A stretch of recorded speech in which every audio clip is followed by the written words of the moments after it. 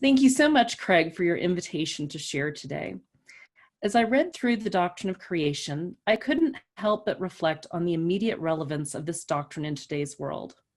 Speaking of Job, early in the opening chapter, we believe, Ashford and Bartholomew comment that, quote, amidst his suffering, it is only through his encounter with God and his tour of creation that Job is able to find again the solid ground of belief in God and thus in creation. I agree, and couldn't help but wonder how it might be able to help contemporary believers, especially in this difficult season. Ashford and Bartholomew's focus on God as the Father Almighty is key. He is omnipotent and incomparable, points clearly seen in the Job and divine speeches. Further, though, while the original expressions of the creeds, Father and Almighty, may have been nearly synonymous, as Father, he is also the one who loved the world so much that he sent his Son into it. He is the Lord who is merciful and gracious, slow to anger, and abounding in steadfast love and faithfulness. Our theology matters, and mine informs what follows. Building on this theological foundation and drawing on Old Testament scholarship, I'd like to suggest that creation in Job points us to a way forward in suffering. The opening narrative introduces us to an upright and blameless patriarch who fears God and shuns evil. Following a debate within the divine council, the Lord allows the Satan to attack Job, destroying the entirety of his wealth, killing his children, and ultimately afflicting him with painful sores from head to toe. While at first Job responds piously, he eventually curses the day of his birth. In Job's use of language, his debate with his oh-so-helpful friends, and his self-portrayal, we see a man whose theology and understanding of the world are insufficient for addressing the interminable present of his suffering. Based on his personal experience, he sees God as one who destroys hope and abuses power. He wants a hearing with God. But in 9:17 suggests that God would only crush him with a storm. God ultimately does condescend to appear, but he does not crush or wound the one he calls servant. The Lord's tone and the nature of his answer are debated. Is he acting the bully or the comforter? How does he answer when he does not respond to Job's accusations, rather peppering him with rhetorical questions? While these questions are worthy of investigation, I'd like to focus on the way in which God's questions might have helped Job. Here, Fox highlights that the questions God asks are not difficult. They generally have obvious answers.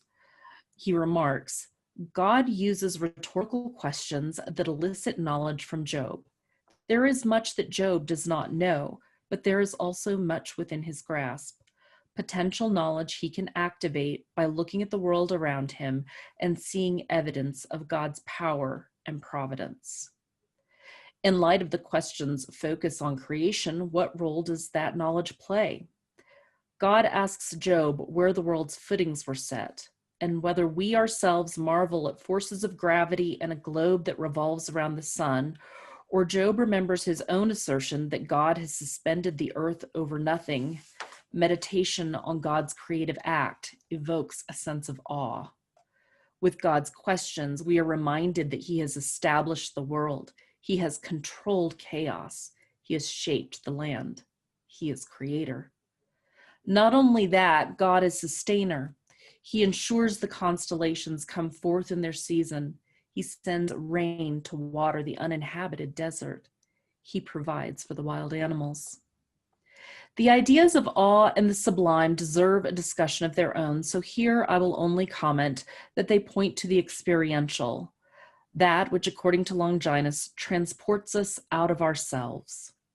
Speaking specifically of the divine rhetorical questions, Carol Newsom suggests that while the questions can all be answered, the very answers they require underscore that what is apprehended cannot be comprehended.